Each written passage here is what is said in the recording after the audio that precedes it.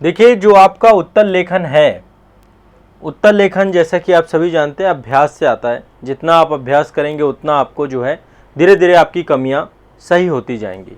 लेकिन जब आप एग्जामिनेशन हॉल पे जाएंगे, जब आप सेंटर पे पहुंचेंगे और वहां पर जब आपको मेंस लिखना होगा, तो वहां पर कई सारे नए चैलेंज आपके सामने आते हैं और एक दबाव भी रहता है। एग्ज़ाम का प्रेशर एग्ज़ाम का ही प्रेशर है, उसको आप घर पे बैठ के महसूस नहीं कर सकते। मेरा प्रयास यही रहता है कि जो आंसर राइटिंग का हमारा कार्यक्रम चलता है, लिखना सीखें, इस कार्यक्रम में आप इस तनाव को महसूस करें। लेकिन ये एक कृत्रिम तनाव है, प्राकृतिक तनाव आपको एग्ज़ाम वाले दिन ही जो है पता चलेगा, क्योंकि वो वास्तव में आपके लिए बहुत मायने रखता है। वहाँ पे एक क्वेश्चन का गलत होना, एक क्वेश्चन छूट जाना, है ना, प्रश्नों का समझ में नहीं आना, ये हर चीज़ का फ़र्क पड़ता है। अभी क्या होता है, आप लोगों को मैं यहाँ से क्वेश्चन देता हूँ, आप लोग लिख पाते हैं तो भी आपको कोई चिंता नहीं होती, नहीं लिख हो पाते तो आपको लगता है सुधार कर लेंगे, कोई दिक्कत नहीं, आगे अभी समय है। लेकिन वहाँ पे वो समय नहीं होता है। तो जो एग्ज़ाम वाला दिन होता है, जब आपको मुख्य परीक्षा आप लिखेंगे, अब देखो हर एक स्टेट पीसीएस और आईएएस में अलग अलग प्रश्नों की संख्या है। जैसे यूपीएससी में 20 क्वेश्चन आते हैं, यूपी पीसीएस में भी 20 क्वेश्चन आते हैं, कहीं पे 8 क्वेश्चन पूछे जाते हैं, कहीं पे 20 क्वेश्चन पूछे जाते हैं, कहीं पे जो है क्वेश्चंस की शब्द सीमा अलग अलग होती है, कहीं पे लघु उत्तरीय, अतु लघु उत्तरीय और दीर्घ उत्तरीय, कुछ इस तरीके से भी वहाँ पर फॉर्मेट बना रखा है। तो आयोगों का अपना अपना तरीका हो सकता है, लेकिन चुनौतियाँ सबकी एक जैसी हैं। अब चुनौती क्या क्या होती है, मैं आपको कुछ रफली चुनौती बताता हूँ कि एग्ज़ाम सेंटर के दिन आप जब एग्ज़ाम देने जाते हैं तो आपको दिमाग में क्या चल रहा होता है। संभवतः यही सारी चीज़ें होंगी जो मैं आप लोगों को यहाँ पे डिस्कस करूँगा, संभवतः यही सारे मुद्दे आप झेलते हैं। सबसे पहला जो चैलेंज होता है पूरे एग्जामिनेशन हॉल में, वो होता है प्रश्नों को पढ़ना और समझना। प्रश्न पत्र आपको जब मिलेगा तो सबसे पहली चीज़ होती है प्रश्नों को पढ़ना और समझना। अभी देखिए आपके दो बड़े एग्जाम हैं, आईएएस का और यूपी पीसीएस का, दोनों का मेंस है, तो बहुत मदद मिलेगी बच्चों को समझना। पहली चीज़ ये है, क्योंकि आमतौर पे क्या होता है, प्रश्न लिखने भर से बात नहीं बनेगी, क्वेश्चन क्या पूछा गया है और उसी के अनुसार आपको लिखना। तो क्वेश्चन को पढ़ना, समझना और उसके अनुसार लिखना, और उसके अनुसार लिखना। पहला चैलेंज ये होता है कि प्रश्न की डिमांड क्या है। और आपको भी देखो, अभ्यास जो लोग कर रहे हैं ना, मैं तो चाहता हूं कि आप लोग जो मेरे साथ आंसर राइटिंग कर रहे हैं, आप में से बहुत सारे लोग इस चीज़ को गंभीरतापूर्वक भी लेते हैं कि पहला चरण ये है, आपको प्रश्न को पढ़ें, समझें और इसी हिसाब से प्रैक्टिस करें शुरुआत में। एग्ज़ाम वाले दिन तो आपको ये चैलेंज रहता ही रहता है। हम यही इसी उद्देश्य से जो है हमने पूरा सेशन चालू किया है कि आपको एग्ज़ाम वाले दिन के चैलेंजेस को पहले से आप पता कर पाएँ। दूसरा चैलेंज जो आपका रहता है वो रहता है समय प्रबंधन। आप लोग भी एग्री करेंगे, अभी जैसे आप लोग लिख रहे होंगे ना, एक मिनट रुक जाइए, कुछ तकनीकी समस्या आई है।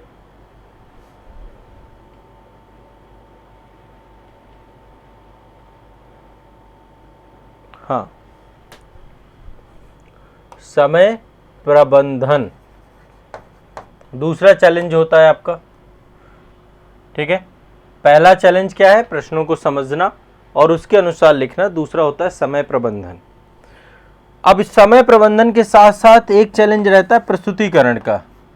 प्रस्तुतिकरण क्या होता है, जो शुरुआती क्वेश्चन होते हैं ना, तो उन क्वेश्चनों को तो आप अच्छे से लिख देते हैं, लेकिन लास्ट के जो क्वेश्चन आपके बचते हैं उनको येन केन प्रकारेण कैसे न कैसे करके छूटे ना उस माइंडसेट के साथ आप चले जाते हैं। तो कुछ ये बेसिक प्रॉब्लम्स हैं बच्चों की, जो एग्ज़ाम वाले दिन पे बच्चों की चीज़ें होती हैं। ठीक है, बेसिक प्रॉब्लम है, और भी देखो कई प्रॉब्लम हो सकती हैं। आप लोग एक बार मुझे बताइएगा भी कि क्या प्रॉब्लम से और जूझते हैं, बट ओवरऑल मुझे बेसिक इन 3 प्रॉब्लमों को ज़्यादा समझ में आता है। अब यहाँ पे एक बात ध्यान रखिएगा, एक समस्या और भी है जिस समस्या से आप सबसे ज़्यादा गुजरते हैं, वो है कंटेंट। अब चूंकि यहाँ पे ऐसा हो कि भाई एक ही सब्जेक्ट का पेपर हो तब तो ठीक है, जैसे बीए बीएससी बीटेक वगैरह में होता था कि एक सब्जेक्ट था और एक ही सब्जेक्ट का पेपर दिया, ख़त्म बात। यहाँ तो विषय ही इतने सारे हैं और उन सभी विषय का कंटेंट वहाँ पे आपको रिकॉल करना है, उसको लिखना है, और सबसे बड़ी चीज होती है कि उसको इतने कम समय अवधि में एक अरेंजमेंट जो करना, उसका समायोजित करना, किसको पहले लिखना है, किसको बाद में लिखना है, कैसे करंट के साथ जोड़ना है, ये भी बहुत बड़ा एक चैलेंज रहता है आपका विषय वस्तु। अब यहाँ पे अब इन सब पे मैं एक साथ चर्चा करूंगा तो बहुत ज्यादा हो जाएगा, मैं एक एक करके चर्चा करता हूं। सबसे पहली चीज है कि प्रश्न को पढ़ना, समझना और उसके अनुसार लिखना, ये पहला चैलेंज है आपका। देखिए पहला चैलेंज जो मैंने है, इसका एक बहुत साधारण सा उपाय मैंने आपको बताया है। साधारण सा उपाय ये बताया है कि आप क्वेश्चन को तोड़ लीजिए कई भागों में, ठीक है, क्वेश्चन को तोड़ लीजिए। लाइक मान लीजिए, ये मान लीजिए क्वेश्चन आपके सामने है, मान लीजिए एक क्वेश्चन ये है, देखिए अब आज बड़े बड़े क्वेश्चन है सारे के सारे। एक क्वेश्चन ये है आपका, मराठा साम्राज्य में पेशवा सबसे महत्वपूर्ण पदों में से एक था, पेशवा के उत्कर्ष के संदर्भ में टिप्पणी कीजिए। तो यहाँ पे देखिए सबसे पहले एक टॉपिक निकल के आएगा। जब कभी भी आप प्रश्न को पढ़ेंगे और उसको जो है समझना होगा, तो पहले सबसे पहले आपको आइडेंटिफाई करना है कि किस टॉपिक से पूछा गया है, पहला ये है। और टॉपिक के बाद अब इस टॉपिक से क्या पूछा गया है, जैसे कि पहले तो इंफॉर्मेशन दी गई है। देखो पहला शुरुआती पक्ष क्या है, पेशवा के बारे में जानकारी है कि मराठा साम्राज्य में पेशवा सबसे महत्वपूर्ण पदों में से एक था। क्या इतना प्रश्न है? ये बिल्कुल भी प्रश्न नहीं है, ये एक जानकारी आप लोगों के साथ साझा की गई है। हमेशा क्वेश्चन में कई सारे क्वेश्चन ऐसे आते हैं जो आपकी जानकारी पहले आपको दी जाएगी। फिर क्या बोल रहा है, पेशवा के उत्कर्ष के संबंध में, ये आपका क्वेश्चन मार्क यहां पे लगा। उत्कर्ष, पेशवा का उत्कर्ष कैसे हुआ, बस एक ही टॉपिक है इसमें, ये पेशवा, और इस पे एक ही प्रश्न पूछा गया है। पहले तो ये समझ आपने विकसित कर ली। अब जैसे मान लीजिए मैं दूसरा क्वेश्चन लेता हूं, ये प्रैक्टिकली आपको समझ में आएंगे। दूसरा क्वेश्चन है, ये सब में आंसर राइटिंग कर चुके हैं आप लोग। भारतीय संसदीय प्रणाली में राज्यसभा, राज्यसभा क्या है, टॉपिक निकल आया। पहले क्वेश्चन को सावधानी पूर्वक पढ़ना है आपको, इस पे जल्दबाजी मत करिएगा। जब तक क्वेश्चन को पढ़ेंगे नहीं तो डिमांड नहीं समझ में आएगी, प्रश्न नहीं समझ में आएगा। भारतीय संसदीय प्रणाली में राज्यसभा की भूमिका और प्रासंगिकता का आलोचनात्मक परीक्षण कीजिए। इसकी प्रभावशीलता और जवाबदेहिता को बढ़ाने हेतु आवश्यक सुधारों के बारे में बताइए। तो टॉपिक क्लियर हो गया। अब टॉपिक के क्वेश्चन देखते हैं। पहला क्वेश्चन यहां पे लगा हुआ है, भूमिका, ये पहला क्वेश्चन है जो आपको आंसर पे डालना है। दूसरा है, इसकी प्रभावशीलता और जवाबदेहिता को बढ़ाने के लिए आवश्यक सुधार, ये दूसरा है। बस दो पॉइंट है इसमें। राज्यसभा से की भूमिका लिखनी है, राज्यसभा को लेकर और क्या सुधार हो सकते हैं ये लिखना है बस। अब इतना बड़ा क्वेश्चन में इतना हौच पौच नहीं होना। चलो अभी अगला क्वेश्चन मुझे आपको ये लिखवाना भी है, बट ओवरऑल में एक बार ये क्वेश्चन देखो कितना बड़ा क्वेश्चन है। क्वेश्चन बड़ा लग रहा है आपको, बड़ा लग रहा है, ठीक है। यूपीएससी में ऐसे ही क्वेश्चन आते हैं, स्टेट पीसीएस में भी क्वेश्चन ऐसा नहीं कि बिल्कुल भी छोटे आते हैं, वहां पर भी लेंदी क्वेश्चन हो चुके हैं। अब ये क्वेश्चन में क्या है, भारत में विभिन्न प्रकार की मुद्रास्फीति पर चर्चा कीजिए। अब यहाँ पे टॉपिक आइडेंटिफाई कर लिया हमने, इन्फ्लेशन, मुद्रास्फीति, ठीक है। मुद्रास्फीति के किस प्रकार से भारत की वृद्धि और विकास परिदृश्य को प्रभावित होता है, भारत के मूल्य स्थिरता के साथ साथ मुद्रास्फीति को कम करने के संबंध में कुछ नीतिगत उपाय बताइए। तो टॉपिक क्लियर हो गया। अब इससे क्वेश्चन देखते हैं। पहले तो मुद्रास्फीति के बारे में डिस्कस करना ही है। एक चीज ध्यान रखिएगा, जब कभी भी हमें टॉपिक मिल जाएगा, टॉपिक ही हमारा इंट्रोडक्शन होगा, टॉपिक को ही हम अपना परिचय बना देंगे। टॉपिक के बारे में जानकारी, जैसे इन्फ्लेशन है यहाँ पे, तो इन्फ्लेशन के बारे में लिखना। ये क्वेश्चन लिख लो आप लोग सभी लोग, ठीक है। क्वेश्चन पे आंसर राइटिंग भी करना है आप लोगों को, तो ये क्वेश्चन लिख लो। भारत में विभिन्न प्रकार की मुद्रास्फीति पर चर्चा कीजिए। मुद्रा, अब देखो पहला तो ये हो गया मुद्रास्फीति के बारे में बताना है, लेकिन यहाँ पे लिखा हुआ विभिन्न प्रकार, क्वेश्चन थोड़ा कॉम्प्लिकेटेड है। विभिन्न प्रकार, इकोनॉमिक क्वेश्चन ऐसे होते हैं। मुद्रास्फीति के किस प्रकार से भारत में वृद्धि और विकास के परिदृश्य प्रभावित होता है, भारत में मूल्य स्थिरता के साथ मुद्रास्फीति को कम करने के संबंध में कुछ नीतिगत उपाय बताइए। अब यदि इकोनॉमी का कॉन्सेप्ट अच्छा नहीं है आपका, तो आप क्वेश्चंस को लिख पाना, आइडेंटिफाई कर लेना कितना प्रकार। तो देखो पहले शुरुआत में तो यही बताना है कि मुद्रास्फीति के प्रकार। अब यहाँ पे बताया गया है कि मुद्रास्फीति के किस प्रकार से भारत, तो भारत के संदर्भ में आपको बताना है कि ये जो विभिन्न प्रकार हैं, इन विभिन्न प्रकारों में से कौन सा प्रकार भारत में वृद्धि और विकास के परिदृश्य को प्रभावित करता है, किस प्रकार की मुद्रास्फीति में, ठीक है। कि भारत का जो डेवलपमेंट है वो इन्फ्लेशन के किस प्रकार से ज्यादा प्रभावित है, भारत में मूल्य स्थिरता के साथ मुद्रास्फीति को कम करने के संबंध में कुछ नीतिगत उपाय बताइए। अब समझिए आप, यहां पे एक और पॉइंट है जो आपको ध्यान में रखना है कि भारत में मूल्य स्थिरता के साथ मुद्रास्फीति को कम करने के संबंध में, यहाँ पे मूल्य स्थिरता, यदि मूल्य को स्थिर किया जाए और मुद्रास्फीति को कम करने का प्रयास किया जाए तो क्या आपके नीतिगत उपाय होंगे, इनको आपको बताना है। तो ये क्वेश्चन क्या है, थोड़ा बड़ा है, कॉम्प्लिकेटेड है, कई सारे पक्षों को लिए हुए है, तो इसलिए आपको जो है ना सभी को एक बार क्रम से समझना होगा। ठीक है, समझ में आ रहा है सभी को? सभी लोग को एक बार क्रम से समझना है। अब ये क्वेश्चंस है, इसको कई टुकड़ों में बांट लिया। पहला चरण मैंने आपको क्या बताया, पहला चरण है प्रश्न को पढ़ना और सावधानी पूर्वक पढ़ना। प्रश्न को पढ़ना, उसको समझना कि क्वेश्चन क्या पूछ रहा और उसके अनुसार लिखना, ये पहला चैलेंज है।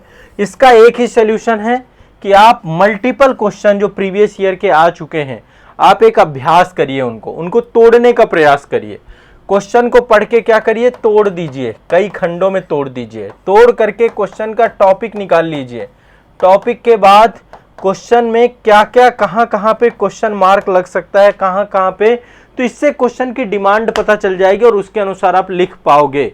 अब ये चीज भी अभ्यास से आएगी। मैं आपको एक टास्क दे रहा हूं सभी बच्चों को कि आप घर में क्या करिए, प्रीवियस ईयर क्वेश्चन पेपर उठाइए और उनको तोड़ने का प्रयास करिए। एक भाग में, दो भाग में, सभी से टॉपिक निकालिए और टॉपिक निकाल करके सबको समायोजित करने का प्रयास करिए। ये काम करेंगे तब आपका पहला स्टेप सही हो जाएगा। ठीक है, और जो लोग अभी एग्जाम देने जा रहे हैं, आप भी इसी प्रोसेस को अपनाइए।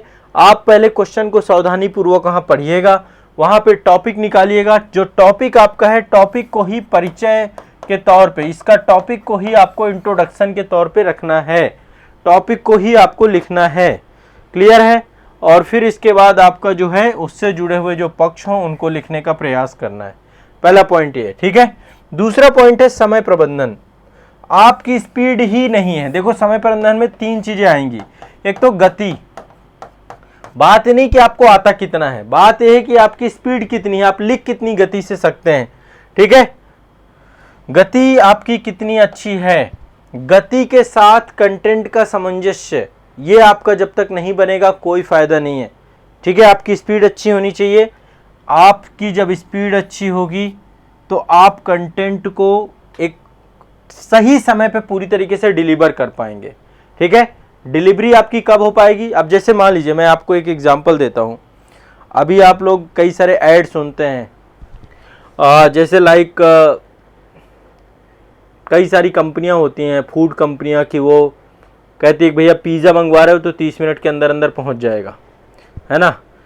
पिज़्ज़ा एक बार यदि ठंडा हो गया, गर्मा गर्म पिज़्ज़ा आपके घर तक डिलीवर करेंगे, ठंडा हो गया तो आपको फ्री में दे देंगे। यहाँ पे क्या होता है, मैं एग्जाम हॉल की बात बताता हूँ। जब आप पेपर देने जाओगे एग्जाम हॉल पे, पहली बात तो दिमाग ब्लैंक हो जाएगा आपका। वहाँ पे जब क्वेश्चन पेपर आपके सामने आता है ना, तो एक चैलेंज यही आता है कि वहाँ पे फिर सारी स्ट्रेटजी और रणनीतियाँ जो मैं आपको बता रहा हूँ सब एक तरफ धरी धराई रह जाती है। वहाँ पे तो आप रहते हैं और आपका पेपर रहता है। तो गति को और तेज करने के लिए मैं आपको 2-3 उपाय बताता हूँ, वहाँ पे क्या यूज़ करें। एक तो बहुत ज़्यादा, मतलब क्वेश्चन को ऐसा ना करें कि आप शुरुआत में पूरे क्वेश्चन ना पढ़ें, लेकिन ये है कि 4-5 क्वेश्चनों में से ये तय कर लें। जैसे मान लो पहला क्वेश्चन आपने पढ़ा और आपको लगता है इसमें तो मुझे ज़्यादा कंटेंट नहीं आता है, शुरुआती 10 क्वेश्चन को पहले पढ़ें। मैं गति बढ़ाने के उपाय बता रहा हूँ एग्जाम सेंटर में। शुरुआती 10 क्वेश्चन को बहुत फास्ट देखें। जैसे मान लो पहला क्वेश्चन है, दूसरा क्वेश्चन है, तीसरा क्वेश्चन है, चौथा क्वेश्चन है, पांचवा क्वेश्चन है, छठवां, सातवां, आठवां, नौवां। हमारा उद्देश्य है कि हम 20 में से 20 क्वेश्चन अटेम्प्ट करें, विद कंटेंट अटेम्प्ट करें, है ना। तो मान लो शुरुआत के 10 क्वेश्चन आपने देखे, 10 में से पहला देखा आपको नहीं आता, ज्यादा कंटेंट नहीं है, क्रॉस कर दो।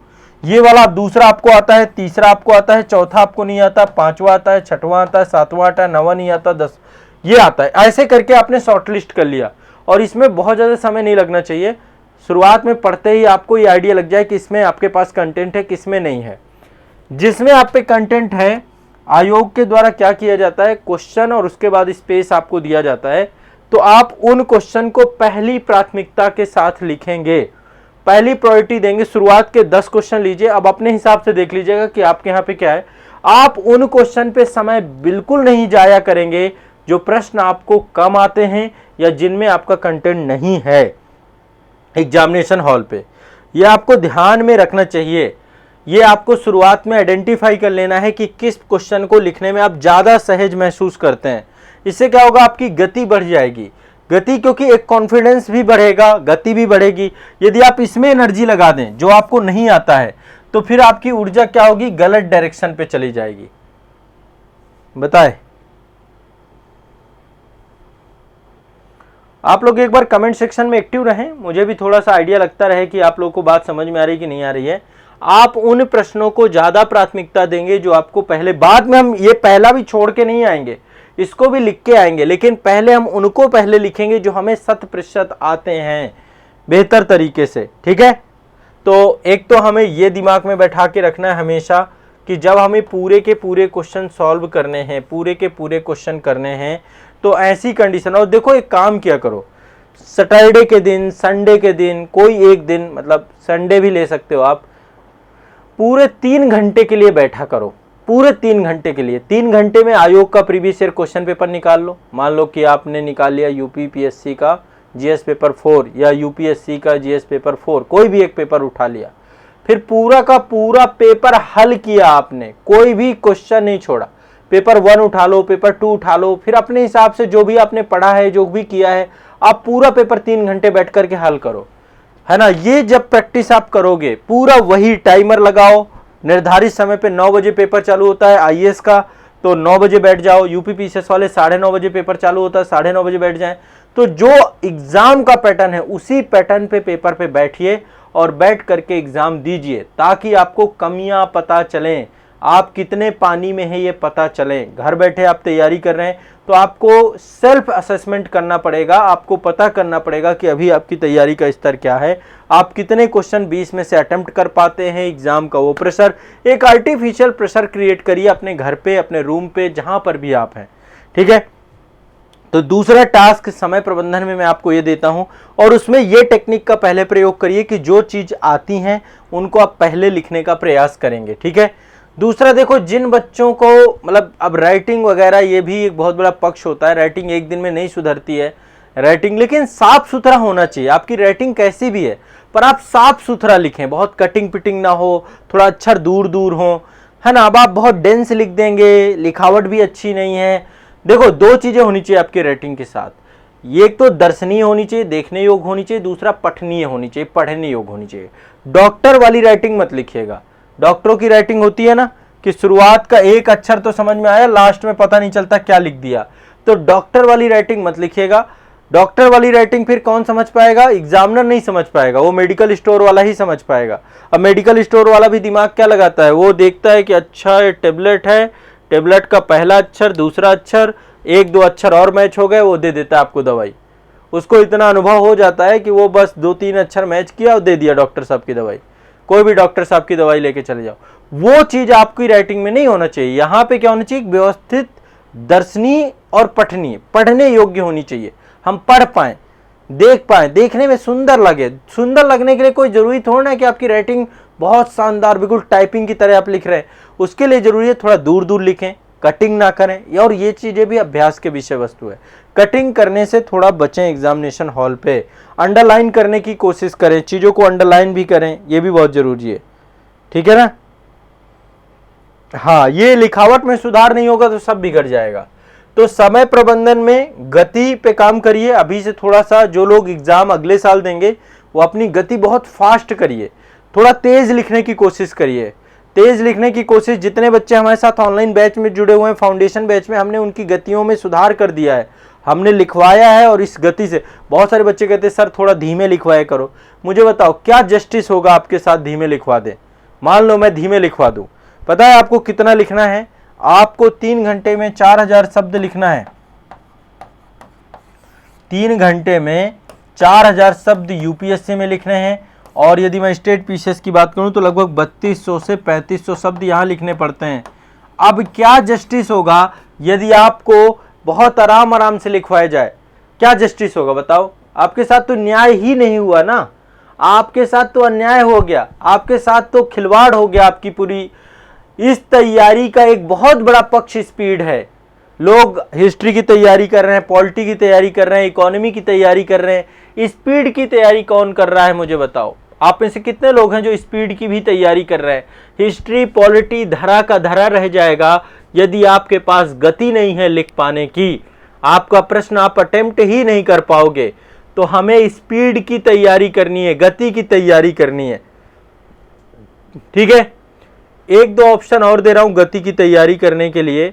जैसे मान लो आप कोई न्यूज सुन रहे हैं, FM गोल्ड की न्यूज सुन लीजिए, तो उसको लिखिए, साथ साथ लिखते भी जाइए। छूटेगा छूटने दीजिए। कुछ लोग क्या करें, यार सर तो छूट गया, छोड़ना तो पड़ेगा बेटा। जब शुरुआत में छूटेगा ना तब बाद में, नहीं तो पॉज करके लिखते रहोगे। मैं हमेशा कहता हूं कि जो बच्चे हमारे साथ ऑनलाइन बैच में जुड़े हैं वो कभी वीडियो पॉज ना करें। शुरुआत में कुछ वीडियो छूटेंगे, लेकिन एक समय आ जाएगा कि आपका स्तर अच्छा हो जाएगा, आपकी लिखावट, आपकी गति, आपकी स्पीड सब अच्छी हो जाएगी। तो आपको अपनी गति पे ध्यान रखना है, गति सुधारनी है और उन चीजों को पहले प्राथमिकता देनी है जो चीजें आपको पहले और ज्यादा आती हैं। समझ रहे हैं सभी लोग? जितने भी मुझे लाइव देख रहे हैं मेरी बात समझ रहे हैं? तो हमें समय प्रबंधन में बहुत काम करना है। और एक चीज और कर सकते हैं, जैसे कि मान लीजिए कोई भी क्वेश्चन आप लिख रहे हैं, तो जैसे वहां तो 20 क्वेश्चन आएंगे एग्जाम हॉल पे, 20 क्वेश्चन आएंगे। ठीक है, अभी आप एक काम करिए, 20 क्वेश्चन है, मान लो 3 घंटे का समय है, 3 घंटे के हिसाब से मतलब आपके 180 मिनट होते हैं। ठीक है, 180 मिनट होते हैं। ठीक, अभी देखो 1 मिनट लगेगा, 1 मिनट में मैं आपको जो है क्लियर कर देता हूँ। 180 मिनट और 20 क्वेश्चन से यदि भाग दे देते हैं तो यहाँ पे ये चला गया और ये आपका 9 मिनट के आसपास टाइम आ रहा है एक क्वेश्चन पे, 9 मिनट का। मैं आपको सही बता रहा हूँ, मैं भी आपको 9 मिनट का प्रयास कराता हूँ, लेकिन एग्जैक्टली आपकी जो गति होनी चाहिए वो 8 मिनट वाली होनी चाहिए। 8 मिनट में आप क्वेश्चन को लिख दें, तब आप जाकर के एग्जामिनेशन हॉल पे अच्छा कर देंगे। तो आप अपने टाइमर के साथ लिखिए, गति को उसी हिसाब से मैनेज करिए।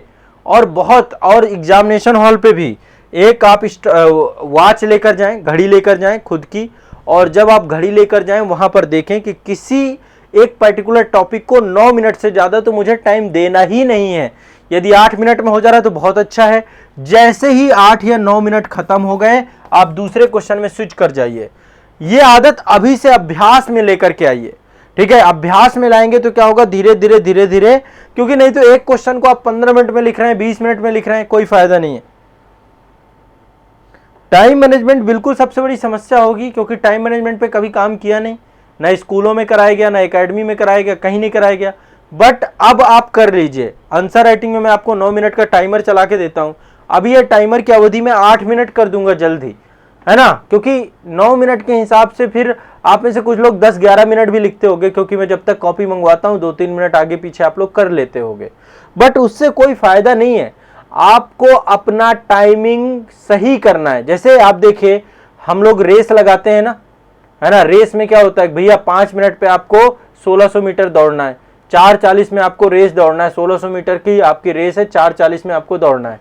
अब यदि 4:40 की रेस आपकी है, आप 5 मिनट पे आएंगे, 6 मिनट पे दौड़ रहे हैं, कोई मतलब नहीं। आपको अपनी टाइमिंग पहले अभी देख लो, एक क्वेश्चन को 200 शब्दों को लिखने के लिए कितना मिनट लगता है आपको, पहले ये आप आइडेंटिफाई कर लो कि 200 शब्द लिखने में यदि आपको कंटेंट पता है तो आपने 9 मिनट ले रहे हो, 10 मिनट ले रहे हो, 11 मिनट ले रहे हो या 15 मिनट ले रहे हो, जो भी आप टाइम ले रहे हो, अब उस टाइम को धीरे धीरे कम करना सीखना है। जब तक टाइम को कम नहीं करोगे कोई फायदा नहीं होगा। तो समय प्रबंधन एक बड़ा मुद्दा है। समय प्रबंधन में गति के साथ काम करना पड़ेगा, और कंटेंट यदि आपको नहीं आता होगा तो निश्चित तौर पे समय प्रबंधन पूरा डगमगा जाएगा। समय प्रबंधन का बहुत हद तक मामला होता है विषय से, कि आपको विषय के बारे में समझ कितनी है, पता कितना है। क्योंकि क्या होगा, देखो ये सारे पॉइंट इंपॉर्टेंट हैं, यदि इनमें से कोई पॉइंट भी गड़बड़ाया तो आपका मेंस में बहुत अच्छे मार्क्स नहीं मिलेंगे। माफ कीजिएगा, बहुत अच्छे मार्क्स आपको नहीं मेंस में आएंगे। इसलिए आपको क्वेश्चन अटेम्प्ट करने हैं तो गति की जरूरत है, और गति तब बनेगी जब आपको विषय आपको आता होगा, आपका सिलेबस कंप्लीट होगा, आपको चीजों की जानकारी होगी, आप फास्ट फास्ट लिखते चले जाएंगे। ठीक है, हाँ। इसके बाद देखो अगला है, समय प्रबंधन पे भी काफी चर्चा कर लिया, अगला है प्रस्तुतिकरण। मैं प्रस्तुतिकरण में लिखावट की बात अभी कर भी चुका हूं आपको कि आपकी लिखावट अच्छी होनी चाहिए। लिखावट को कैसे लिख रहे हैं, पेज में आपके दिख कैसा रहा है, ये सबसे जरूरी है। आप डायग्राम बना रहे हैं, फ्लो चार्ट बना रहे हैं, ये तो मार्जिन दिया होता है, आयोग मार्जिन देता है आपको। फिर इसमें भी लिखने का एक तरीका है कि आप प्रॉपर व्यवस्थित तरीके से पैराग्राफ कैसे चेंज कर रहे हैं, कहाँ पे डायग्राम बना रहे हैं, ये सब चीज़ें मैंने आपको लिखना सीखे कार्यक्रम में सिखाई हैं काफ़ी हद तक। और आप में से बहुत सारे बच्चों का प्रेजेंटेशन, प्रस्तुतिकरण बहुत शानदार हो गया है। तो प्रस्तुतिकरण पे भी काम करना होगा। देखो, बिल्कुल अपने लिए ईमानदारी नहीं रखोगे तो अपने आप को धोखे में रखने का कोई फायदा है नहीं, क्योंकि अंत में असफलता ही हाथ लगेगी। और जितना इसको जल्दी सीरियस ले लोगे, सफलता के चांसेस उतने प्लस हो जाएंगे आपके। तो प्रेजेंटेशन में काम करना है आपको। प्रेजेंटेशन में कई सारी चीजें मैंने आपको बताई। एक तो लिखावट, ठीक है, दूसरा शुद्धता, और तीसरा कैसे प्रेजेंट करना है, कहाँ पे डायग्राम बनाना है। मैंने आपको बताया था कि डायग्राम यहाँ पे कॉर्नर पे बना सकते हैं, इधर भी आप लिखिए। लिखने का एक वो मैं प्रेजेंटेशन का आपको कई सारी कॉपियाँ दिखाता रहता हूँ, बताता रहता हूँ कि देखो इनकी कॉपी देख लो, ये कितना बढ़िया लिख रहे हैं। ग्रुप में जितने लोग आंसर राइटिंग करते हैं ना, उनकी कॉपी आती है कि नहीं आती, बताओ, ठीक है। इसके बाद जो एक चीज़ और है वो है विषय वस्तु। ये कैसे होगा, आपकी सिलेबस में कितनी समझ है, आपने सिलेबस कितना कंप्लीट किया है, और सिलेबस को करंट से कितना जोड़ा है, करंट अफेयर से, सिलेबस को करंट अफेयर से कितना जोड़ा है। ये दोनों चीज़ों को हम देखते हैं, तभी हम समझ पाते हैं। बताएं, कोई दिक्कत हो?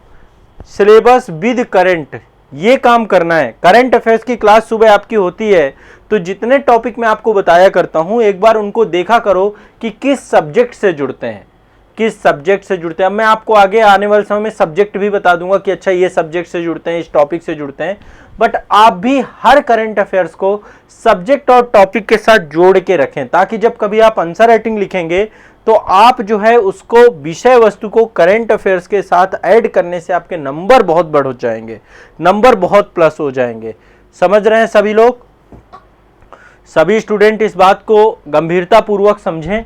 तो ये 4 चीजों पे अब आप थोड़ा सा देखिए, अपने आप को ट्रैक करिए। आप लिख रहे हैं, पर ये मूल्यांकन करिए, क्या प्रश्नों को पढ़ने की समझ आपकी अच्छी है, क्या पढ़ने के बाद आप उसी के अनुसार उन्हें लिख रहे हैं, आपका समय प्रबंधन कैसा है, आपकी गति कैसी है, आप चीज़ों को कैसे लिख रहे हैं, आपका प्रस्तुतिकरण अच्छा। देखो, जिसका समय प्रबंधन खराब है उसकी गति के साथ साथ विषय की समझ भी खराब होगी। इसीलिए पहले मैं टॉपिक बता देता हूं कि ये टॉपिक पे लिखो, ये टॉपिक पे लिखो। और प्रस्तुतिकरण के साथ साथ आपका जो है विषय वस्तु में कैसे आप चीज़ों को जोड़ते हैं, कैसे आप पूरे टॉपिक की समझ विकसित करते हैं, ये सब जरूरी है। प्रस्तुतिकरण में देखो, लिखावट के साथ साथ एक तो पैराग्राफ में लिखते हैं, पैराग्राफ के साथ साथ डायग्राम है आपके पास, डायग्राम बनाते हैं। डायग्राम के बाद फ्लो चार्ट बनाते हैं आप। फ्लो चार्ट के अलावा आप क्या करते हैं, आप पॉइंट बाय पॉइंट लिखते हैं। कई बार हम पॉइंट में लिखते हैं, ये सारे काम कर सकते हैं। पॉइंट में लिखें, पॉइंट में लिखना भी बहुत प्रभावी होता है आपका। ज़्यादातर आपको पॉइंट में लिखने से नंबर अच्छे मिलते हैं। तो पैराग्राफ में लिखें, डायग्राम बनाएं, फ्लो चार्ट बनाएं, पॉइंट में लिखें। मैं एक चीज़ यहाँ पे बताता हूँ, शुरुआती क्वेश्चन जो लिखे उसमें कम्बिनेशन बनाइए, paragraph plus point plus diagram का। और सारे में डायग्राम नहीं बना सकते, इतना समय नहीं होता हमारे पास, तो समय ही लिमिटेड है। लेकिन जब लास्ट में कभी एक बार होता है कि क्वेश्चन छूट रहा है, तो छोड़ने से बेहतर है कि उसको डायग्राम बना के छोड़ दें। फ्लो चार्ट, क्योंकि उसमें ज़्यादा टाइम नहीं लगेगा। फ्लो चार्ट डायग्राम में आपको कीवर्ड याद है, आप फास्ट उसको इनबिल्ड कर देंगे तो आपके नंबर अच्छे आ जाएंगे। तो जो लोग मेंस देने जा रहे हैं वो इस चीज़ का ध्यान रखें कि जब कभी क्वेश्चन छूट रहा हो, समय कम बचा हो, तो आप डायग्राम फ्लो चार्ट का सहारा ज़्यादा से ज़्यादा लें। इंट्रोडक्शन लिखें, डायग्राम और फ्लो चार्ट बना दे, बस खत्म बात। तो आपका क्वेश्चन और कम टाइम पे हो सकता है, फिर आप पॉइंट और इन चीज़ों में ना जाए। ठीक है, तो ये जो है आपको बेसिक चीज़ें हैं। करंट अफेयर्स आपका सुबह 5:30 बजे होता है मॉर्निंग में, Monday to Friday, exam India unit of Azad group के यूट्यूब चैनल पे। वहाँ पर लाइव क्लास होती है और आंसर राइटिंग की क्लास हमारी यहाँ पे आज़ाद आईएएस एकेडमी के यूट्यूब चैनल पे रेगुलर हो रही है। तो अब आप यदि इन पक्षों पे काम करें तो आपका सब बेहतर हो जाएगा। ठीक है, अब मैं आपको टास्क दे रहा हूं। पहला task previous year question paper उठाइए, उठा करके उनको तोड़िए, उनको समझिए, उनको बेहतर करने का प्रयास करिए। दूसरा, समय प्रबंधन को ट्रैक करिए, अपने गति को अपनी ट्रैक करिए। आप जो भी क्लास लेते हैं उनको पॉज मत करिए, लगातार लिखे, छूट रहा है छूटने दीजिए, कुछ समय तक छूटेगा, फिर बाद में जो है, क्योंकि गलती क्या करते हैं वो छूटने के चक्कर में कभी आप अपनी गति को आप बढ़ा नहीं पाते हैं। अपना प्रस्तुतिकरण अच्छा करिए, अपनी विषय वस्तु को अच्छा करिए, फिर आप देखिए कि आप में बहुत बड़ा सुधार और चेंज आएगा। ठीक है, आज देखो जो अब नेक्स्ट टॉपिक का आपका क्वेश्चन था वो मैं सिर्फ आपको दे के जा रहा हूं, आप लोग इसको खुद लिखिएगा। ठीक है, आज ये मैं होमवर्क में आपको एक क्वेश्चन दे रहा हूं और इसको लिख करके संस्थान के जो पब्लिक ग्रुप हैं, आईएएस का, यूपीपीसीएस का, बीपीएससी का या अन्य स्टेट पीसीएस के ग्रुप हैं, एमपीपीएससी, सीजीपीएससी, उन ग्रुपों में जहां पर भी आप आंसर राइटिंग करिएगा लिखिएगा। ठीक है, आज मैं इसे लिखवा नहीं रहा हूं, आज मैं बेसिक आपको कई सारे पक्षों के बारे में मैंने बताया।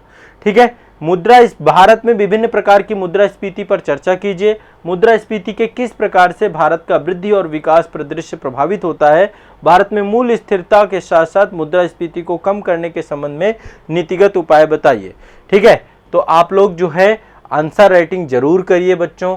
यदि आप आंसर राइटिंग नहीं करेंगे तो आप यहीं के यहीं पड़े रहेंगे। एग्जाम में सिलेक्शन लेना आपके लिए सिर्फ एक फैंटेसी रहेगी, सिर्फ एक दीवा स्वप्न रहेगा। विदाउट आंसर राइटिंग आप मेंस में अच्छे नंबर नहीं ला पाएंगे और एग्जाम में कभी भी क्वालिफाई नहीं कर पाएंगे। इसलिए तपना पड़ेगा थोड़ा सा और अच्छे से आपको मेंस आंसर राइटिंग पे अपने आप को इतना तैयार कर लेना है कि आपको कोई दिक्कत ना हो। देखो, मैं गारंटी लेता हूं कि मैं आपकी आंसर राइटिंग को नेक्स्ट लेवल तक ले जाऊंगा, इसकी मेरी पूरी जिम्मेदारी। बस आप मेरी हर बात को मानो, जो मैं आपको यहाँ पे आंसर राइटिंग कराता हूँ। अभी जैसे आप में से ही बहुत अच्छों की आंसर राइटिंग अच्छी हो गई है, आपके ग्रुप में ऐसे कम से कम 10, 20, 50 कॉपी आ जाती हैं जिनकी कॉपी अच्छी हो गई।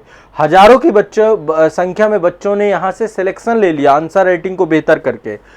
तो आपको इसको अच्छा करना, आंसर राइटिंग को। ठीक है, बस इतना कर लीजिए, फिर देखिए क्या होता है। ठीक है, तो आज के लिए इतना ही रखेंगे। ये वाला टॉपिक स्वयं लिखेगा, मैं होमवर्क में दे रहा हूं।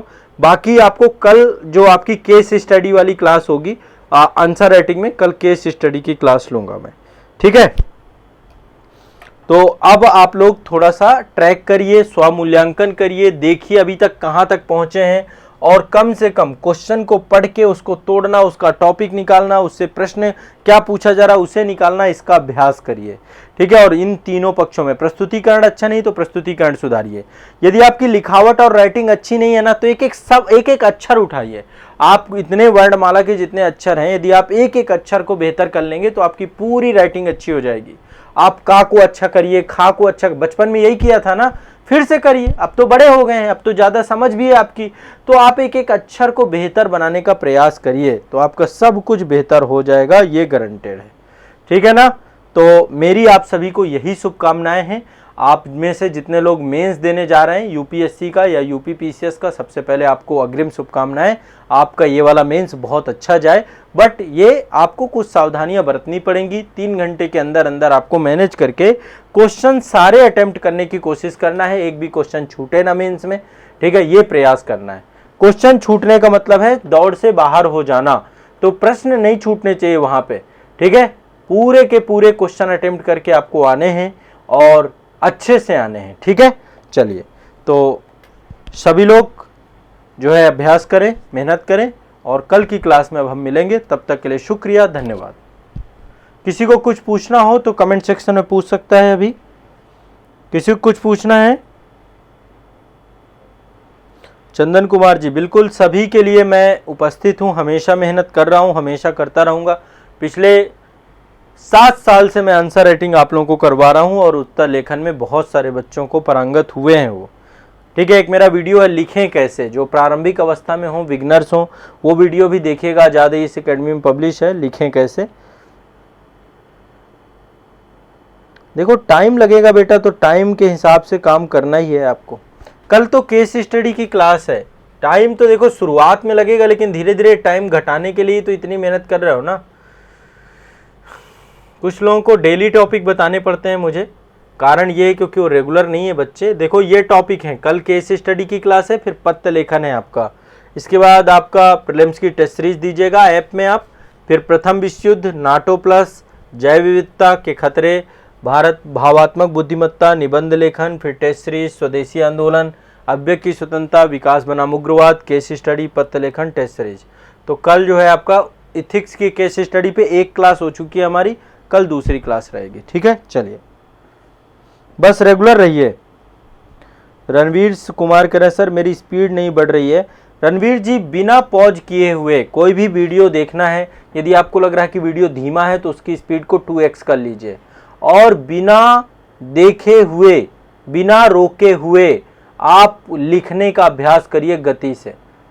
1 महीने बाद, 1 महीने तक तकलीफ तो होगी उंगलियों में, लेकिन 1 महीने के बाद आप हैबिचुअल हो जाएंगे फास्ट लिखने के। अजय कुमार कह रहे हैं सर मैं इंग्लिश में लिखना चाहता हूं। देखो अजय जी, आप इंग्लिश में लिखिए, लेकिन इंग्लिश की कॉपियों का मैं मूल्यांकन नहीं कर पाऊंगा। ठीक है, यहाँ पे केवल हिंदी की कॉपियों का मूल्यांकन करूंगा। आप इंग्लिश में लिख के कॉपी भेज सकते हैं, मैं आपको बता दूंगा कुछ चीज़ें, बाकी आप आंसर राइटिंग में लिखिए। मैं आपको किसी तरीके से किसी को मना नहीं कर रहा हूँ। यहाँ पे तो बच्चे गुजराती तक में कॉपी लिख के भेजते थे, एक समय ऐसा भी था, है ना।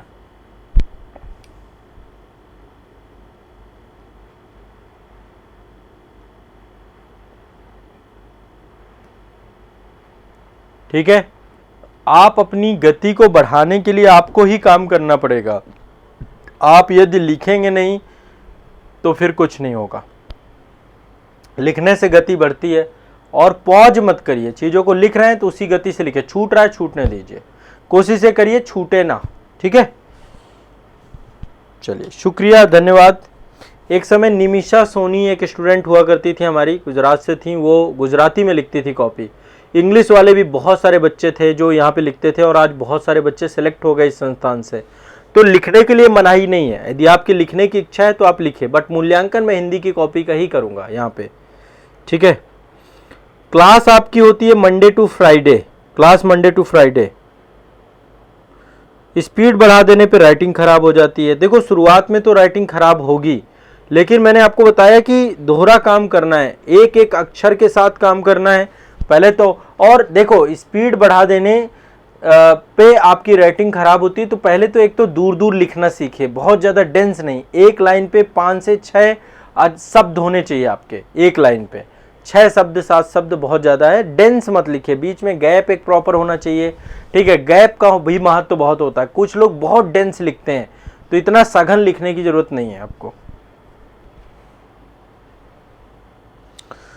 जी अजय कुमार जी, ठीक है, बाकी आप आंसर राइटिंग करिए। मैं नेक्स्ट क्लास आपकी कल रहेगी इथिक्स केस स्टडी की, और तब तक के लिए बहुत बहुत शुक्रिया। कल हो सकता है कोई एक केस सॉल्व भी कराऊँ आप लोगों को। ठीक है, धन्यवाद।